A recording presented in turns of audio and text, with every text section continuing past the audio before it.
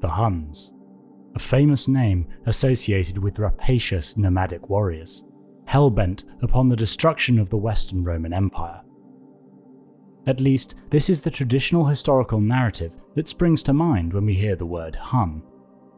It is certainly true that Hunnic armies, with their powerful recurve bows and hosts of mounted warriors, cut a bloody swathe through Eastern Europe and into the floundering Western Roman Empire. However, there is far more to the Huns than simply their love of raiding and their thirst for plunder. The Huns of Europe established an enormous and apparently well-developed empire, stretching from the Rhine to the Black Sea. Through a combination of force of arms and astute political manoeuvring, they were able to assert themselves as the pre-eminent power in the West, drawing tribute from both Eastern and Western Roman empires. In the East, the White Huns, a near-unknown branch of the wider Hunnic people, founded a similarly vast and complex empire, encompassing vast tracts of Inner Asia and the Indian subcontinent. Most histories of the Huns focus almost entirely upon the European Huns and their interaction with the Roman Empire. We will certainly cover this in detail. However, the Eurasian-wide impact of the Huns and the rise of their political empire should not be understated. Hunnic political hegemony stretched over the Roman and Persian empires, even leading to a lull in conflict between these ancient adversaries. In the West, the chain reaction of barbarian migrations set off by the Huns' arrival on the Great Hungarian Plain arguably spelt the beginning of the end for the Western Roman Empire, leading to its eventual fall decades later. It has been suggested that the Huns' use of heavy cavalry led to the development of the mounted knight in Western warfare, which became a staple during the medieval period. Therefore, today we will delve into the history of this fascinating people and attempt to answer this question: who were the Huns? Before we go any further, I'd like to thank the sponsor of this video, War Thunder.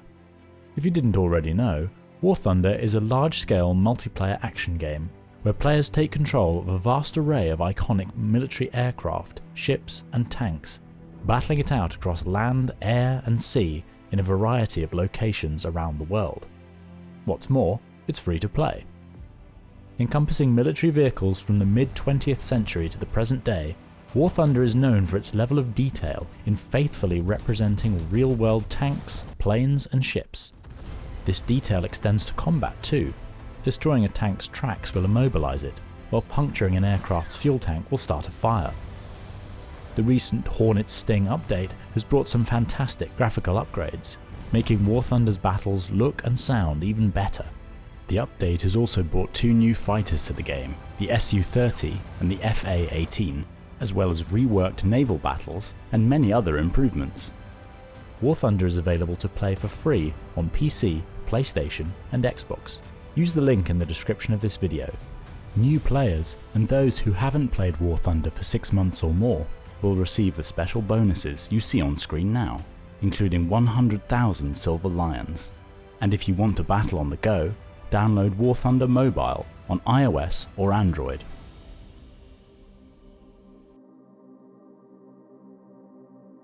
Although our traditional imagery of the Huns as marauding invaders comes from European sources, we must look far beyond the regions of this continent to be able to discern the origins of this nomadic people, eastwards beyond the Caspian Sea and into the vast area known as Inner Asia. It is important to stress the enormous geographic and therefore cultural diversity of Inner Asia. This region is home to harsh deserts, temperate forests, endless plains and grasslands, taiga and soaring mountain ranges. Owing to its central position in wider Eurasia, the region was exposed to an extraordinary mixture of ideas and cultures, from China, India, the Middle East and Europe. Religions and languages spread from these regions, intermingling and interacting across this enormous landscape. Although subject to a great deal of debate over the preceding decades, many scholars now believe the origins of the Huns to lie in the Xiongnu, a powerful tribal confederation located in modern-day Mongolia, who politically dominated the Eastern Eurasian steppe from the 3rd century BC up until the late 1st century AD. Inner Asian sources dating from the late 3rd and early 4th centuries AD, including sutras composed by a Buddhist monk from the Chinese city of Dunhuang, name the Xiongnu as Huns. Archaeological evidence also appears to concur with this Han-Xiongnu connection. Hunnic cauldrons, thought to have fulfilled a religious function, are remarkably similar to Xiongnu cauldrons found in the Ordos region of Mongolia. Whilst such evidence does not necessarily prove the link between these two peoples, it does present a tantalizing, although hotly debated, hypothesis as to the origins of the Huns. Another element that makes the origins of the Huns more difficult to pinpoint is the fact that neither they nor their Xiongnu predecessors appear to have constituted a unified ethnic grouping. Rather, the Huns refers to a number of ethnic groups and peoples acting within a wider political power. In the words of Kim, the Huns and other Inner Asian steppe peoples, like the Xiongnu, must be viewed as heterogeneous political categories rather than homogeneous ethnic groups. Replacing the previously dominant Yuezhi as masters of the East Asian steppe in the late 3rd century BC, the Xiongnu are notable for their variable relations with the Han dynasty of China, a relationship that was punctuated by periods of war and subjugation, in which the Xiongnu were vassals or tributaries of the Han Chinese emperors. Defeat in a protracted series of Han-Xiongnu conflicts blunted Xiongnu power. From the later 3rd century until the 4th century AD, there is very little mention of the Xiongnu. That said, the 3rd century Chinese source, known as the Weilue, would appear to indicate that the Xiongnu entered into the Altai region. By the 4th century, there appears to have been a fascinating and important development. A split in the Xiongnu, with one group remaining in Inner Asia, whilst another, apparently more powerful, launched on a westward migration. Our source for this is the Wei Shu, the Book of Wei, a mid-6th century historical text composed by Wei Shu in what is now the city of Xingtai. According to this text, the northern Xiongnu, after suffering defeat by Han armies, fled westwards. The weaker amongst them were supposedly left behind in the region north of the city of Chiuchi. This group conquered and subjected the lands of the Wusan to form a new state named Yueban. It was this group who eventually expanded into Sogdia, becoming the so-called White Huns, or Hephthalites. The larger, stronger group of northern Xiongnu continued further west, absorbing Turkic tribes in what is now modern north and northeastern Kazakhstan. The Xiongnu continued their westward expansion in the ensuing centuries, becoming the better-known European Huns. The European Huns, with their infamous leader Attila, are far better known than the White Huns, at least in the West. It is this group that we think of when we hear the word Hun. Their fierce warriors and violent excursions into Roman territory, which threw the already failing Western Roman Empire into chaos. However, the importance of the White Huns must not be underestimated or ignored. Any discussion of the Huns which omits this inner Asian power is incomplete. Whilst reliable sources for the Huns are somewhat hard to come by, information on the White Huns, or Hephthalites as Greek sources name them, is even rarer. This owing in large part to the fact that for much of their period of political ascendancy, the White Huns were geographically remote from both Greco-Roman and Chinese sources. Iranian and Indian sources do exist, but provide us with very limited information. The name White Huns comes to us from the 6th century Byzantine historian Procopius and a number of Indian sources. Where Procopius becomes confused is in his designation of white as a reference to the ethnicity of these Huns. Rather, this colour refers to a geographical designation, in this case, the West.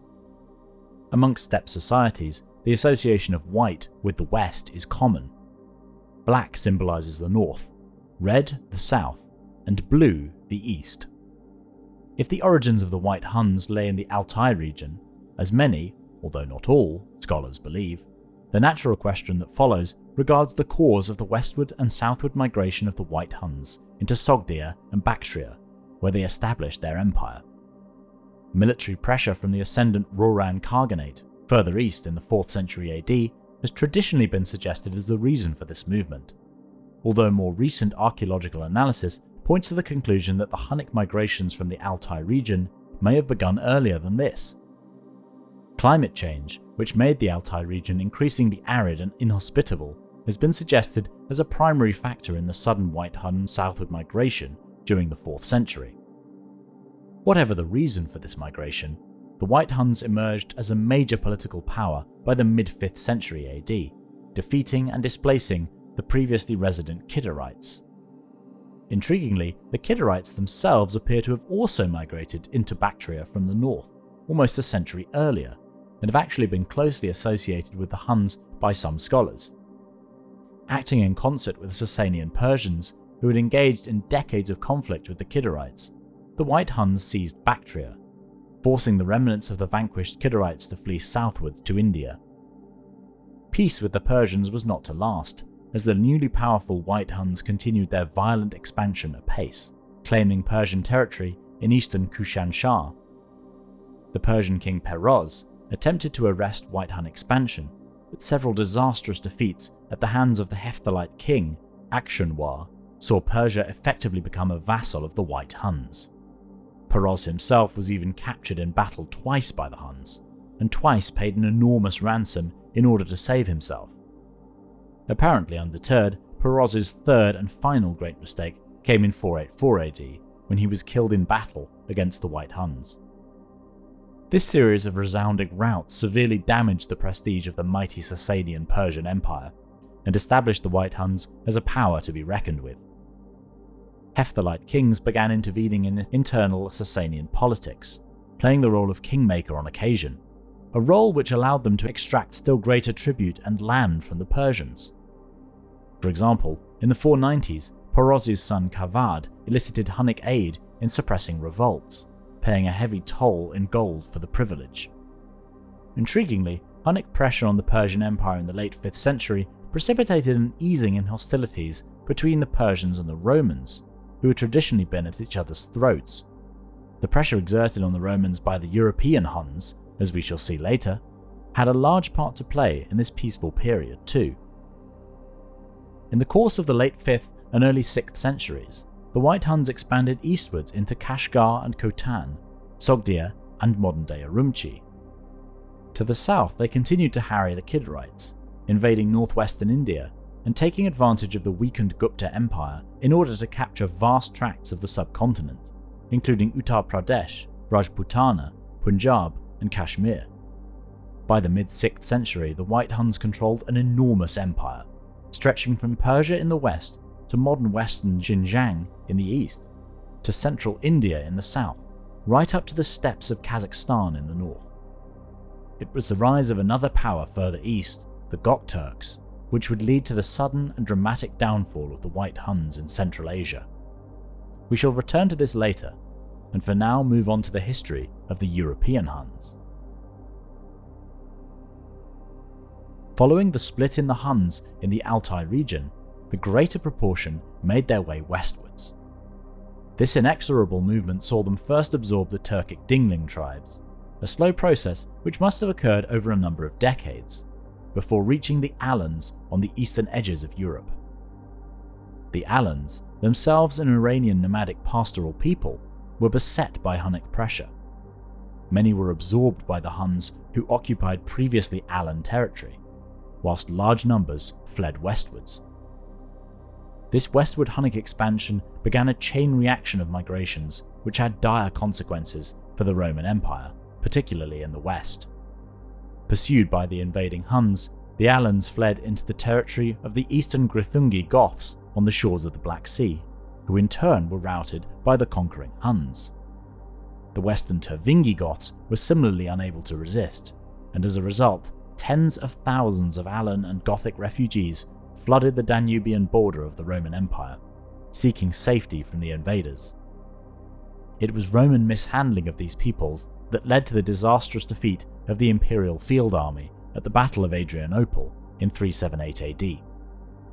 News of the Hunnic invaders spread like wildfire, inspiring fear in the Roman Empire. So terrifying was the name of these invaders from the steppe that bands of runaway slaves and Roman deserters took to calling themselves Huns in order to create panic. The lightning-fast expansion of the Huns westwards appears to have been followed by an equally rapid period of stabilization in the Danubian region from the mid-380s until 395 AD, in which major Hunnic raiding into imperial territory is almost totally absent. However, the attempted entry of other barbarian peoples into the Roman Empire, fleeing Hunnic overlordship, certainly did occur. In 395, the apparent peace was broken by an enormous Hunnic raid, which must have required intense political organization. In the east, the Huns launched a series of incursions down the Caucasus into both Roman and Persian lands, whilst in the east, the Huns crossed into Roman territory in the Balkans. Their intention was plunder, and it would appear that the Huns were successful. Such was the speed of these raids that the Romans were only able to raise troops in time to engage in a number of minor skirmishes with elements of the retreating Hunnic armies. If it had not been apparent before, the full import of the Huns' arrival on the borders of the Roman Empire had been made painfully clear. The first Hun king named in Roman sources is Uldin, who is likely a sub-king in charge of the western provinces of the wider Hunnic Empire. We will cover the societal structure of the Huns in more detail later. Uldin's rule of the Huns' Danubian lands was challenged in 405 by the rise of Radagaisus, a Gothic king who led a confederation of Goths from Hunnic subjection into the Roman Empire, seeking to take Rome, perhaps precipitated by Uldin's attempts to subject the Goths in his lands to more onerous Hunnic rule. Forming an intriguing alliance with the Western Roman Empire, Uldin's Huns fought alongside the Roman general Stilicho in order to defeat Radagaisus. The alliance with the Romans likely held further advantages for Uldin than simply the defeat of Radagaisus. With his southern border secure, the Hunnic king had free rein to expand westwards and northwards of the Danube, into lands held by various Germanic tribes. It has been hypothesized that it was Hunnic invasions into this region which directly caused the 406 Rhine crossing, an event which saw thousands of Alans, Vandals, and Suebi invade Roman Gaul, causing widespread chaos and permanently destabilizing the Western Roman Empire. The murder of Stilicho on the orders of the Western Roman Emperor Honorius in the August of 408 led to the breakdown of the Roman-Hun alliance, and Uldin followed up with an invasion of Roman territory later that year. The expedition was a disaster, likely due to treachery by Hunnic troops and Roman bribes, and after this we hear no more of Uldin. In the 420s AD, command of the enormous Hunnic Empire appears to have rested in the hands of two men, Ruga, the Hunnic overking who ruled its eastern heartlands, and his brother Oktar, who ruled the western Hunnic lands on his behalf.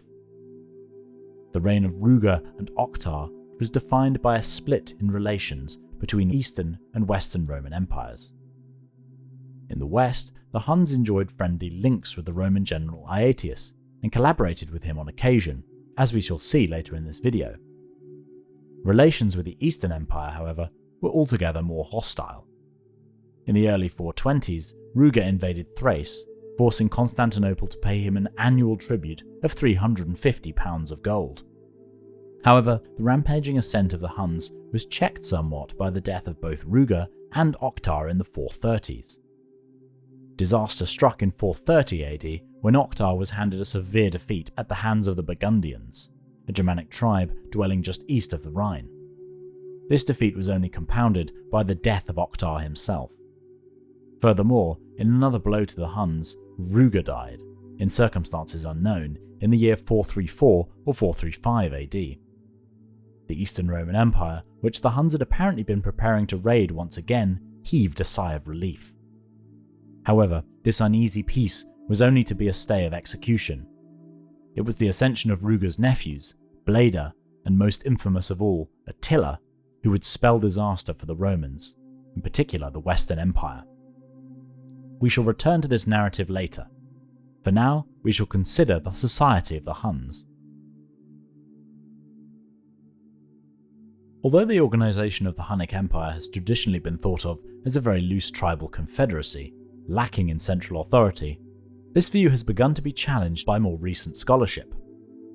Many now believe that the Huns organized themselves in a fashion very similar to other Inner Asian steppe polities, namely with a hierarchy that was straddled by a supreme king, whose rule was dispensed and enforced in the regions, or provinces, by a number of sub-kings. The kings who came into close contact with the Romans were typically the sub-kings assigned to the rule of the western reaches of the Hunnic Empire, such as Uldin or Oktar. Indeed, Roman sources describe Uldin as regulus, which denotes a sub-king or lesser king. Kip thinks it likely that the Huns possessed another institution which they inherited from their forebears on the eastern steppe, that of a council of 6 high-ranking aristocrats, some of whom may have fulfilled the role of a sub-king. Priscus, the Eastern Roman diplomat who recorded his participation in an embassy to the court of Attila, described the existence of administrative and military leaders amongst the Huns who were known as logades, or picked men. Typically, the commanders of military units or divisions within Hunnic armies, the logades were apparently charged with some elements of administrative governance. We know, for example, that a man named Edico was the ruler of the Skiri, a Germanic people who dwelt in the region north of the Black Sea and the lower Danube. Beneath the logades, there presumably existed a lower level of administration. Roman sources mention the oikeioi and lokagoi of Uldin, who were likely charged with the military command of specific squadrons or units of troops drawn from amongst subject peoples. To what extent the rank of logades was aristocratic is unclear. However, Priscus mentions one named Berek, whom he describes as a lord of several villages, and mentions that he was well born, indicating that a system of elites based on birth certainly did exist. The Huns also appear to have made clever use of the bureaucratic skills of neighbours and conquered peoples, as evidenced by the presence and apparent high rank of a number of Roman defectors at the court of Attila, notably including Orestes, a Roman aristocrat and father of the final Western Roman emperor, Romulus Augustulus. Hunnic elites practiced polygamy. Attila, for example, is known to have had numerous wives, and it was at the wedding celebration of his latest wife that he supposedly died due to an overconsumption of wine. We know precious little of Hunnic women other than what can be deduced from sources, particularly Priscus's text on his experiences at the court of Attila. Priscus's account would appear to suggest that Hunnic women were not cloistered, as when Attila visited a village, he was greeted by a crowd of women who swarmed about him. Similarly, he was greeted by, and invited to eat with, the wife of Onegesius, Attila's most powerful minister. Although this may only apply to elite women, the prominence of Onegesius's wife and her instructing of servants does suggest that Hunnic women ran households and could be eminent in society. Slavery certainly did exist amongst the Huns, as it did in most contemporary societies, and most slaves were gained in raiding neighbouring peoples. However, it is worth noting that the Huns would have likely had little use for large numbers of slaves. Theirs was not an agricultural society, with a need for large numbers of farm labourers. Slaves would have been of limited usefulness for a pastoral people, accustomed to moving regularly within their territory, and what is more, would have been rather difficult to keep from escaping. It would seem that slaves were primarily used as domestic servants or simply held as captives in the hope that they would be ransomed. Both Ammianus Marcellinus and Jerome make mention of the distinctive caps that the Huns wore, likely very similar in style to a Phrygian cap, a curved cap which can be found across Central Asia. Jerome described it thus: a round cap, as we see depicted in Odysseus, as if a ball were divided in the middle and one of the parts placed on the head. It may not surprise you to learn that the nomadic Huns did not build permanent structures. As Ammianus Marcellinus noted, they are never protected by any buildings, but they avoid these like tombs, which are set apart from everyday use, for not even a hut thatched with reed can be found amongst them. They never enter a house unless compelled by extreme necessity, for they think that they are not safe when staying under a roof. Instead, tents made of felt and sheepskin would have been the order of the day amongst the Huns. Interestingly, modern Mongolian nomads still make use of felt as a material for their yurts. Very high-ranking Huns may have used silk for their tents. By the mid-5th century, with their empire established, high-ranking Huns did apparently make use of buildings, dwelling in simple houses in the villages over which they exercised hegemony, although these buildings were most likely constructed by subject peoples, such as the Goths. Descriptions of embassies to the court of Attila describe a very simple, single-room building, square or rectangular in layout, and decorated with seating and tapestries, which functioned as the great king's palace of sorts. Cranial deformation, the practice of binding the skulls of infants, usually with wooden planks, in order to artificially lengthen the skull, was apparently common amongst the Huns, as evidenced by burial excavations in the Carpathian Basin during the Hunnic period, although it seems likely that it was other peoples, such as the Alans and Sarmatians, who first brought the practice to Europe. The adoption of cranial deformation by Hunnic subject peoples, like the Germanic Lombards, Eastern Goths, and Gepids, may even help to explain its prevalence in the archaeological record. Different theories for the reasoning behind such cranial deformation have been advanced, including that it was used as a method to distinguish and unite family groups. Kim, however, believes it to have had elite associations, and that elongated skulls were held to be a symbol of aristocratic or elite status in Hun society. If this were the case, it would certainly explain the prevalence of skull deformation amongst the Germanic subject peoples of the Huns, as they sought to mimic the high-status practices of their overlords. The Huns possess a fearsome reputation when it comes to warfare. Their armies, comprised almost entirely of mounted archers, were known for their rapid speed and ability to engage enemy troops from range, and struck fear into Roman authors, many of whom describe Hunnic forces. Ammianus Marcellinus noted how the Huns drew up for battle in his Res Gestae. They also sometimes fight when provoked, and then they enter the battle drawn up in wedge-shaped masses, while their medley of voices makes a savage noise. And as they are lightly equipped for swift motion and unexpected in action, they purposely divide suddenly into scattered bands and attack, rushing about in disorder here and there, dealing terrific slaughter. And on this account, you would not hesitate to call them the most terrible of all warriors. The Greek historian Zosimus, writing in the late 5th century, noted how the Huns customarily used their lightly armed and armoured cavalry to great effect in order to make use of hit-and-run style warfare, a highly effective strategy against the infantry-heavy armies of other barbarian peoples and the Romans. The feigned retreat, in particular, was used to draw the enemy from their defensive formations, leaving them vulnerable to Hunnic arrows or counterattacks. Yet by the rapidity with which they wheeled about their horses, by the suddenness of their excursion and retreat, shooting as they rode, they occasioned great slaughter.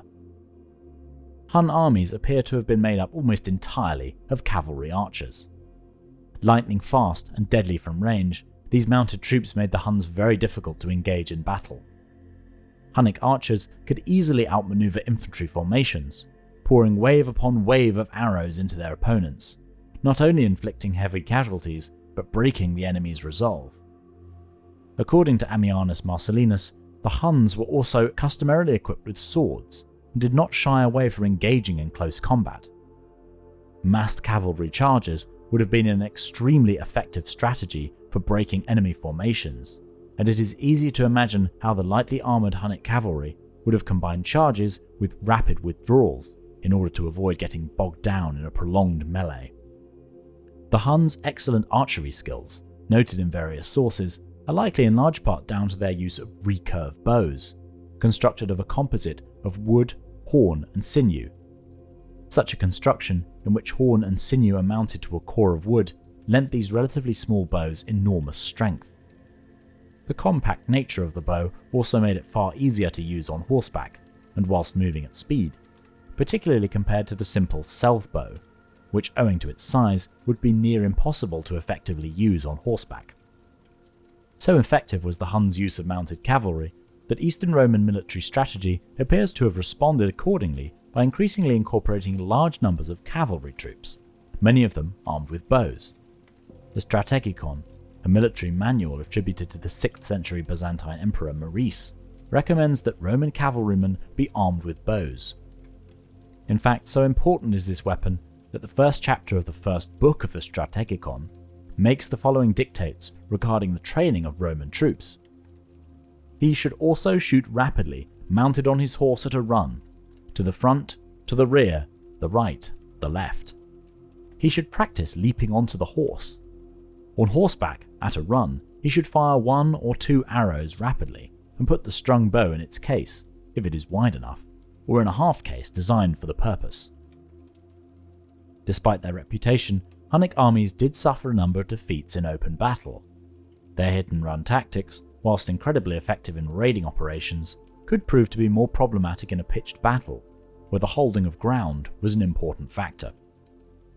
It is also worth noting that the Huns apparently made extensive use of barbarian levies, particularly in the early years of their expansion into the region north of the Danube.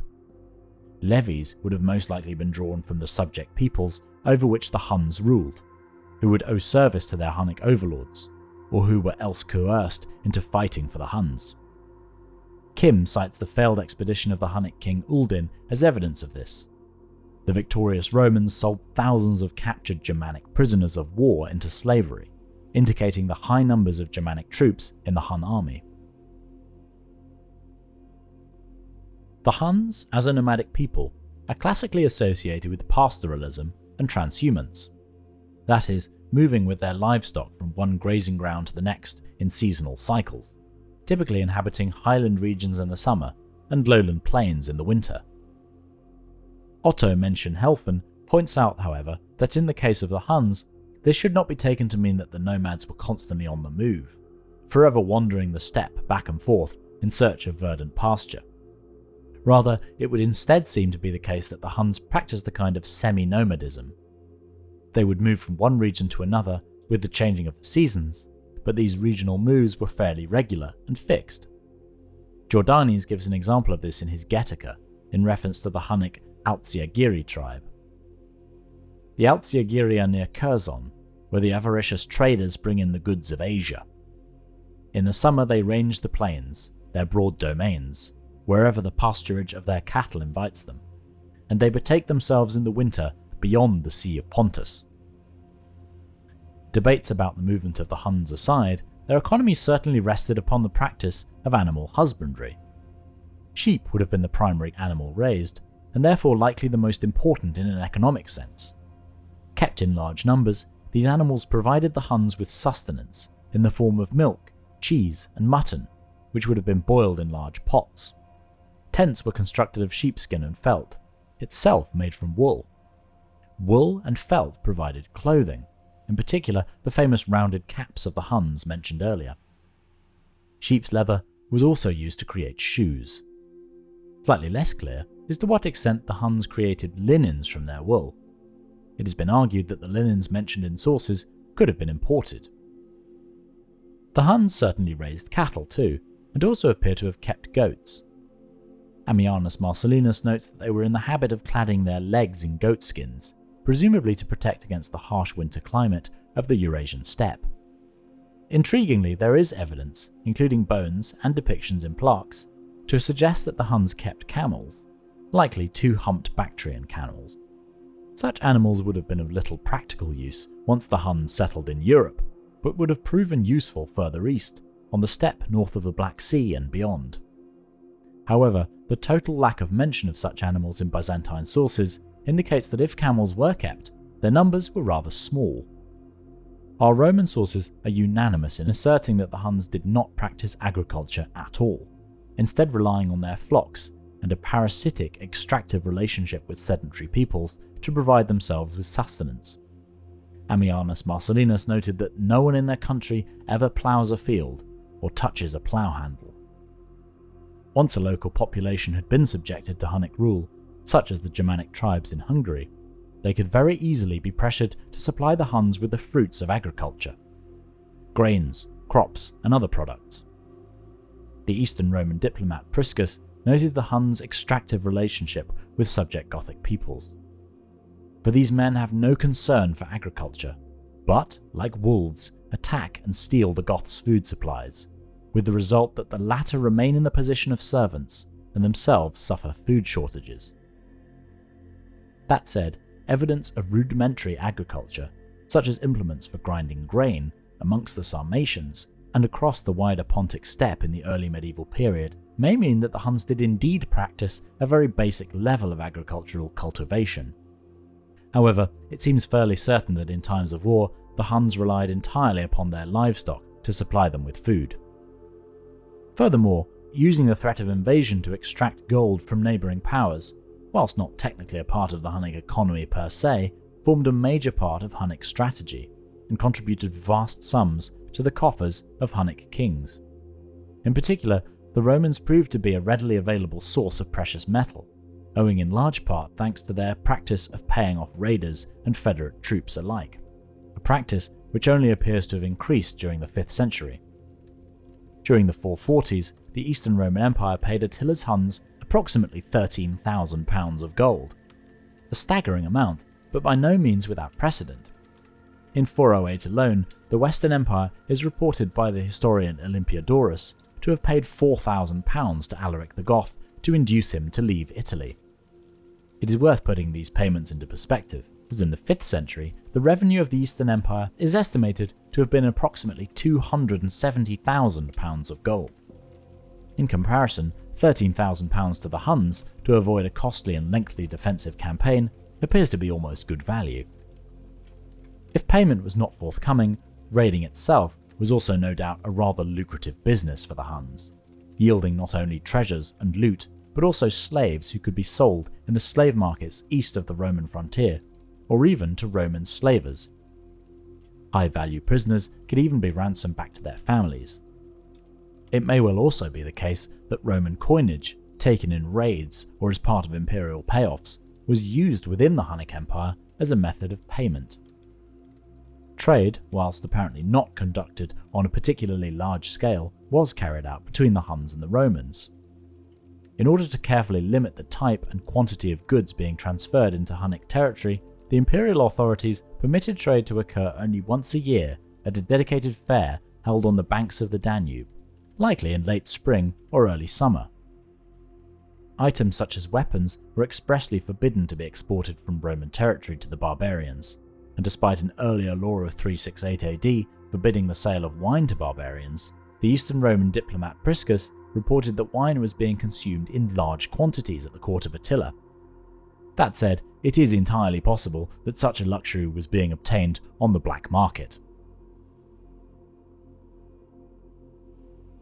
Kim argues that inner Asian artistic influences, which are certainly exhibited by the Huns, had actually been slowly moving into Europe long before the arrival of the Huns. As a result of these shared steppe cultural and artistic roots, it can be rather difficult to distinguish Hunnic works of art from those of other peoples who had their origins in Inner Asia, such as the Sarmatians. What is more, the adoption of Hun or steppe artistic styles by Germanic subject peoples makes the identification of Hunnic art even more challenging. Jewellery attributed to the Huns often features the cloison technique, a style in which coloured materials, usually precious gems, are held in place with carefully worked metal, often gold. This polychrome style, which features elaborate metalworking and demonstrates enormous skill, is very similar to the works of early medieval Germanic peoples, such as the Goths. It would therefore seem possible that the polychrome artistic style, closely associated with migration period Germanic peoples, was directly influenced by Eastern steppe styles of the kind exhibited by the Huns and Sarmatians. Gold or gold-plated diadems are a common find in Hunnic graves. These diadems, well crafted and inset with various gems, have been found alongside necklaces and bracelets, items that Hunnic women would have worn. Men are often buried with earrings and neck rings, again often constructed of gold. One part of Hunnic art that can be distinguished a little better is that of the Hunnic cauldron. These cauldrons, most often constructed of copper and exhibiting relatively poor craftsmanship, have been found all over Central and Eastern Europe. Sometimes decorated with lines and concentric patterns, Hunnic cauldrons appear to have been quite badly cast, leading to a conclusion that the Huns were not especially good metal workers. However, the quality of the jewellery ascribed to the Huns earlier would appear to contradict this. In any case, these cauldrons do seem to derive from earlier examples used by the Xiongnu. The Hunnic language remains largely a mystery to us. With no surviving inscriptions and no whole sentences preserved, it is generally agreed to be unclassifiable, with scholars citing the paucity of evidence as an insurmountable barrier to making any definitive statements about its true nature and origins. As discussed, the Huns ruled over a multi-ethnic empire, incorporating various groups such as the Goths, Alans, Sarmatians, and Turkic tribes. This diversity complicates our understanding of the Hunnic language, as we cannot determine the extent to which other languages influenced or were integrated into the original Hunnic tongue without further evidence. Only 3 words are known to have been identified as Hunnic in contemporary sources. Priscus and Jordanes, writing in the 5th and 6th centuries AD respectively, recorded these terms along with a handful of personal names. The words are medos, a mead-like drink, chamos, a barley drink, and strava, an elaborate funeral feast. All 3 are generally believed to be of Indo-European origin. Mention Helfen suggests that medos and chamos could possibly be Germanic, and argues that strava is likely Slavic, perhaps coming from a translator or local informant and being adopted into Hunnic. Between them, Priscus and Jordanes also record 25 names of individuals from Attila's immediate kin, and 8 names of their close associates, covering roughly 180 years of Hunnic history. Analysis of these names, in combination with other historical data, has led many scholars to propose a Turkic origin as the most supported hypothesis. Omelian Pritsak employed comparative linguistics to analyze these names, examining their phonetic structures and semantic meanings for consistent patterns. He traced many of them to Turkic roots, particularly from the Oghuric branch, and compared the linguistic data with later steppe groups such as the Bulgars and Avars, and the consistencies between them further supporting the Turkic link. Based on this, Pritsak argued that while the Huns were a multi-ethnic federation, the ruling elite preserved a Turkic linguistic identity. Thus, in his view, the Hunnic language was not an unknown isolate, but part of the broader Turkic language family, albeit fragmentarily attested. A number of alternative hypotheses have also been proposed, with some scholars suggesting Iranian or broader Indo-European roots, as well as links to Yanisian, a now lost Siberian language family, Ugric, and Mongolic languages. However, these theories remain speculative and lack broader support due to insufficient evidence. The most widely accepted explanation is that the Hunnic ruling elite spoke a form of Turkic, whilst other languages such as Iranian, Gothic, Ugric, and Yanisian may have been spoken by different factions within the Hunnic Confederation or amongst their allies. The continued scholarly debate and range of competing theories underscore how little we truly know. It is likely that the Hunnic language reflected a mixture of linguistic influences, but with only 3 attested words and a limited set of personal names, any conclusions about the language remain speculative. Like much of Hunnic history, it is ultimately shrouded in mystery.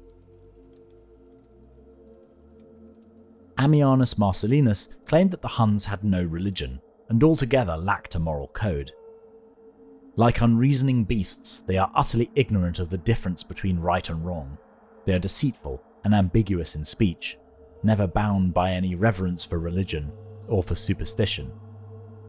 As with much of our evidence, this assertion was not based on first-hand experience, but was derived from second-hand reports, likely passed on from individuals who had encountered the Huns under hostile conditions. Roman authors often portrayed barbarian groups in similarly negative terms, contrasting the supposed piety and civility of their own people and allies with the perceived immorality of their enemies.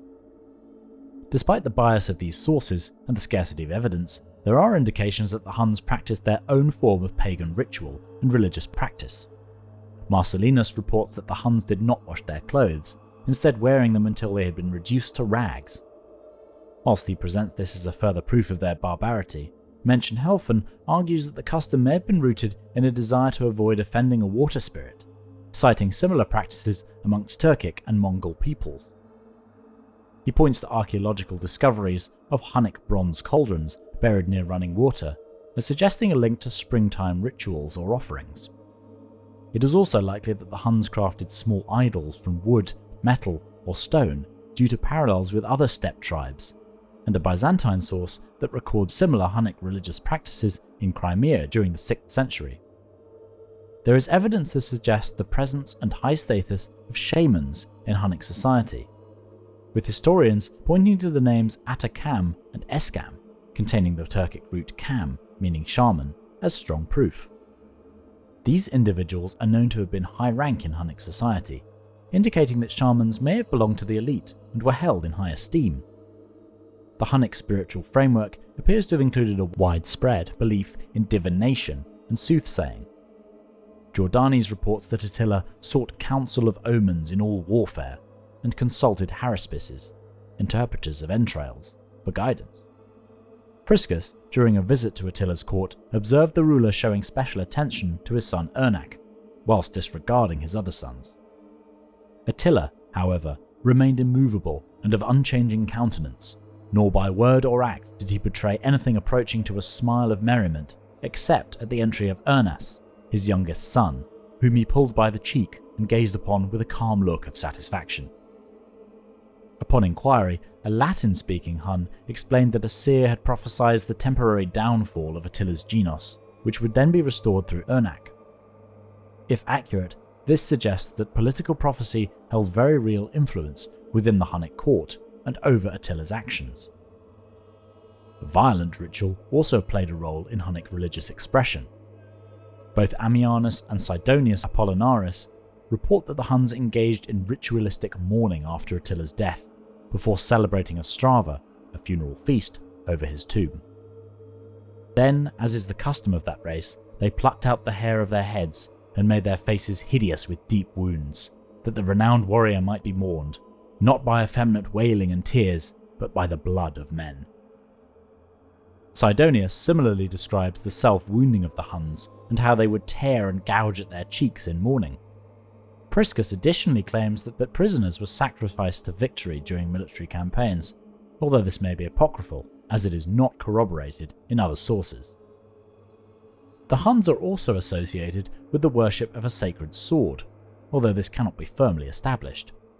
Jordanes recounts a tale in which a sword found by a shepherd was presented to Attila, who interpreted it as a sign of his divine right to rule, believing the sword to be a gift from Mars, the Roman god of war. Mentionhelfen claims this story as more likely legendary than factual, reflecting both Roman influence and the broader traditions in nomadic steppe cultures, where weapons held religious significance, and rulers are often believed to have been chosen or legitimized by divine signs. It has been proposed that the Huns worshipped the sky god Tengri, a further parallel with the Xiongnu. Whilst European sources do not mention Tengri worship amongst the Huns until the 9th century, the 7th century Armenian chronicle of Movses Daskoranci, regarding the Caucasian Huns, reports the worship of Tengri under the name Tangri Khan. They also worship a gigantic wild monster whom they call Tangri, and whom the Persians call Aspandiat. They worship him using horses as a burnt offering. They played their games and danced their dances with lewd acts, mired in benighted filth and depraved of the sight and light of the Creator. They made sacrifices to fire and water, to some gods of the road, to the moon, and to all created things which they considered somehow wondrous. This suggests a polytheistic and animistic religious framework, blending Tengriism with local beliefs and natural elements. In addition to their indigenous spiritual practices, the Huns are known to have interacted with various Christian sects, and there are records of some Hunnic conversions to Christianity. Attila is said to have tolerated both Nicene and Arian Christians within his realm. Pannonia, a formerly Roman region that came under Hunnic control, was a strong hotbed for Catholicism, which Attila allowed so long as political loyalty was maintained. This policy of apparent religious tolerance appears to demonstrate a focus on political cohesion over personal belief.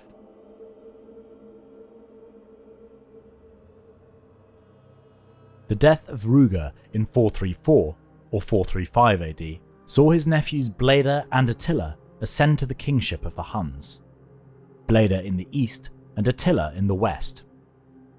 There was, for a time, a continuation of policy from one regime to the next. with Attila continuing his predecessor's support of the Roman general Aetius.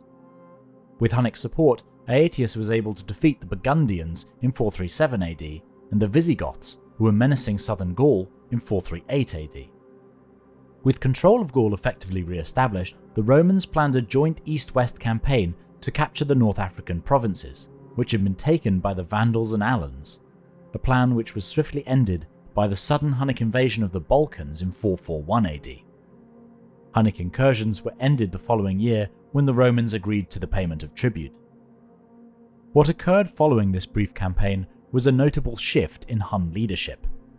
Attila, in contravention of the traditional steppe models of hierarchical kingship, assassinated his own brother Bleda and assumed sole command of the Hunnic Empire, likely sometime between the years of 442 and 447 AD. This usurpation was not without its consequences, as a number of Hunnic nobles appear to have deserted to the Romans, including the royal princes Mamas and Atacam. These two princes were later returned to Attila as part of a peace settlement and brutally executed by impaling. In the year 447, with his rule apparently secure, Attila once again renewed hostilities with the Eastern Romans, this time with dire consequences. Invading the Balkans, Attila's highly mobile and well-organized forces outmaneuvered and utterly destroyed two imperial field armies, first at the river Eutus near Marcianople and at Chersonesus, today known as the Gallipoli Peninsula. In the course of the campaign, some 70 cities in the Balkans were sacked. The Huns penetrated as far south as Thermopylae, and Constantinople itself was arguably only spared from the sack due to its formidable, triple-thick Theodosian land walls. The devastation wrought by Attila, which was only ended by the Roman payment of 8,100 pounds of gold, is difficult to quantify. The Balkans effectively lay in ruins, with hundreds of cities, towns and villages sacked, and thousands of Roman civilians and soldiers killed. The amount of capital required to rebuild these settlements and re-equip the beleaguered imperial field armies must have been enormous. To make matters worse, the huge numbers of civilians taken hostage by the Huns meant that thousands of Romans found themselves scrambling to raise funds in order to ransom back their family members. Perhaps most embarrassing of all was the fact that the Eastern Emperor was forced to cede vast swathes of the Balkans south of the Danube to Attila, from Singidunum to the city of Novae. With peace settled, Attila turned his gaze westwards, and to his former ally Aetius. In the mid-440s, the relationship between erstwhile allies Aetius and Attila had soured dramatically, perhaps precipitated by the Roman generals meddling in the internal politics of the Franks along the Rhine, whom the Hunnic king considered to be within his sphere of influence. It may well also be the case that Aetius was not supportive of Attila's murder of Bleda, or that Bleda himself had been the primary proponent of the Hunnic alliance with Aetius, both of which would have contributed to a deterioration in the relations between the two powers.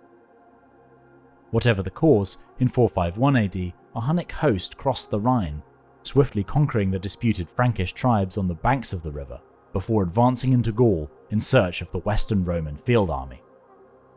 The aims of Attila's invasion have been subject to some debate.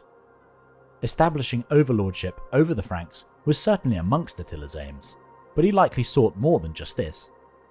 In fact, Hun policy over the preceding decades appeared to have largely centered around preventing their subject peoples from defecting to the Romans, and in doing so establish and maintain a buffer between themselves and the Roman Empire.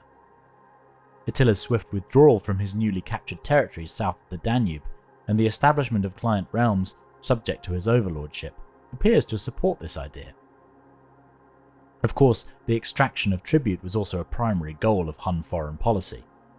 Despite the reports of fearful Roman sources, the total conquest and permanent occupation of large parts of the Western Empire does not appear to have been Attila's aim.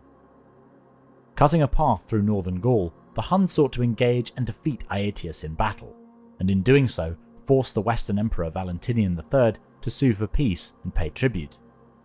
Aetius, however, was not so eager to fight. Acutely aware of the military superiority of the Huns, the Roman general and his Visigothic allies avoided combat. Instead, Attila began a siege of Aurelianum. a city held by a force of Roman-aligned Alans, a siege which began to drag on. Likely due to the campaigning season drawing to a close, Attila elected to lift the siege and return homewards. It was now that Aetius chose to strike, uniting his Alan and Visigothic forces and attacking the Huns at Chalon. Chalon, also known as the Battle of the Catalaunian Plains, which took place on the 20th of June 451, was to be the final major confrontation between the Roman Empire and the Huns. Later characterized as the battle which saved Roman Christendom from Eastern nomadic barbarians, particularly in the 19th century, the battle and its outcome was nowhere near as conclusive as this rather simplistic view would have you believe. For one, the makeup of the opposing armies was rather more similar than might be initially expected. The Western Roman field army was, at this point, primarily made up of German Confederates, Visigoths and Alans, who fought in a similar cavalry-centric style to the Huns, alongside a contingent of Gallo-Roman troops. There may even have been a small number of Hun deserters or political exiles amongst the Romans. The Huns too brought a host of Germanic warriors to the field, drawn from amongst their subject peoples. A number of Alans would also have likely fought on the Hunnic side. Our sources on the course and outcome of the battle are irritatingly unreliable, not least because Priscus's account is mostly lost to us, and we are therefore reliant on Jordanes, whose reporting of the event appears to have been shaped in order to glorify the Goths, Jordanes being Gothic himself, and his Getica a telling of the history of the Gothic people. We do know that the Visigothic king Theodoric was slain in the allied assault upon the Huns, but Jordanes claims that the Visigoths engaged in the lion's share of the fighting should be viewed with a degree of suspicion. Most scholars agree that the allied Roman Germanic army emerged victorious, but at a great cost. The battle was no doubt a wholesale slaughter, and it appears that after the battle, neither side had decisively won the field. Rather, it was the decision of the Huns to retreat which gave the Romans victory. Contemporary sources appear to agree with this designation of the victory as Pyrrhic. Prosper of Aquitaine noted that it appears that the Huns were defeated in this battle because those amongst them that survived lost their taste for fighting and turned back home. Evidently the battle did not destroy the Huns' ability to make war, as in 452 AD, Attila's forces once again invaded Italy. This time Aetius could not gather enough men to resist the Huns, and Attila's invasion was only ended by negotiation, and the fact that local crop failures would have made extensive campaigning in Italy rather difficult.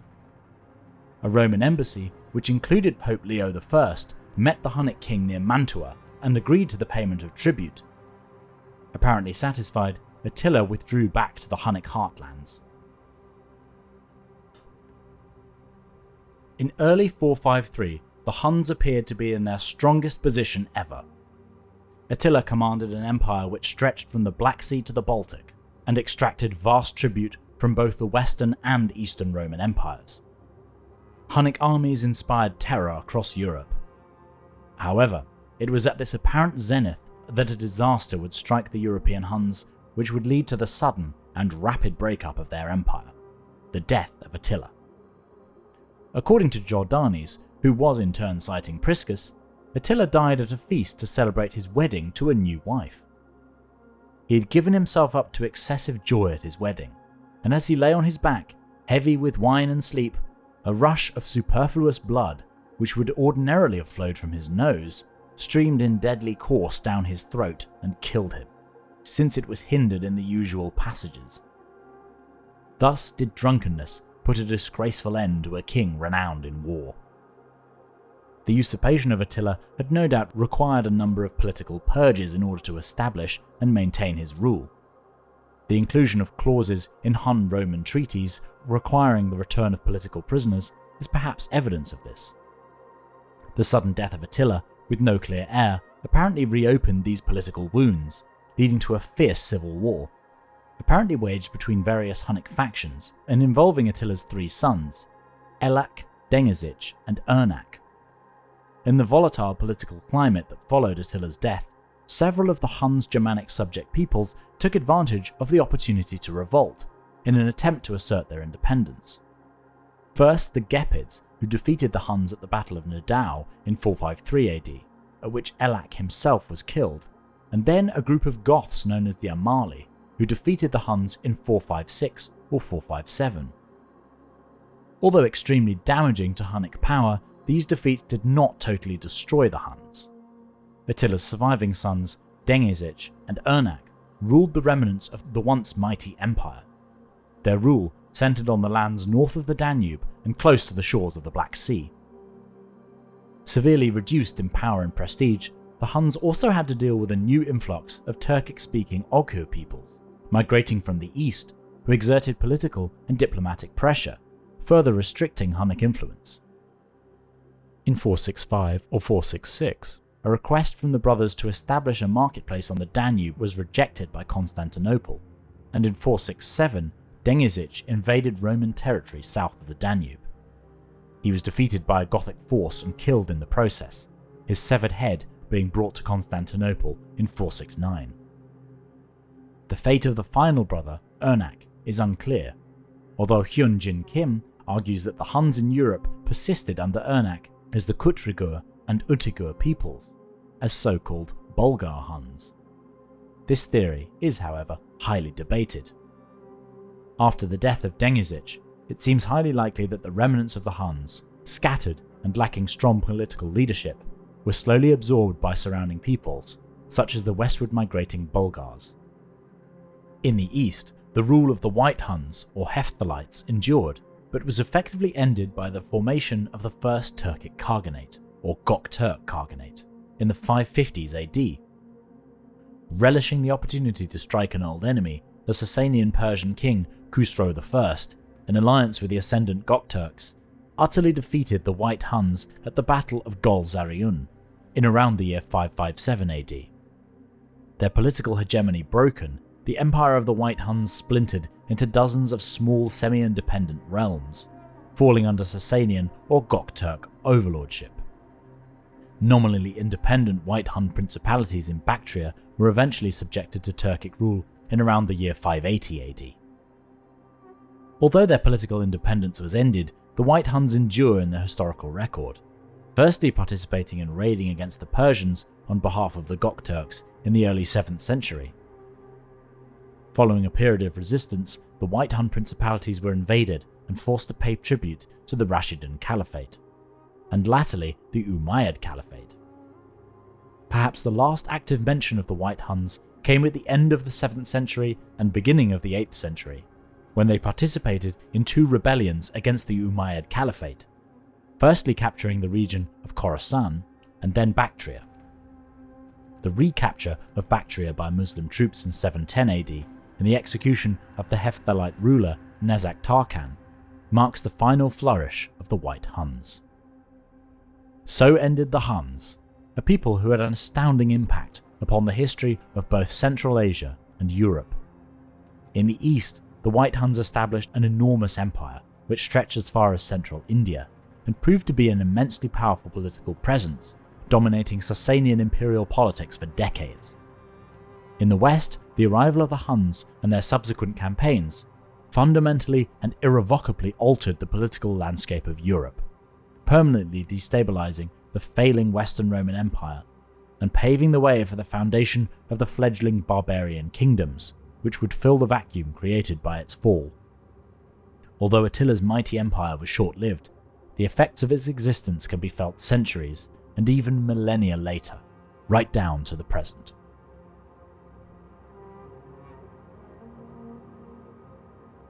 Thank you for watching. If you enjoy these videos, you can find additional content on my Patreon. You can also get early access to future videos and access to deleted scenes, in other words, sections that I cut from the main video.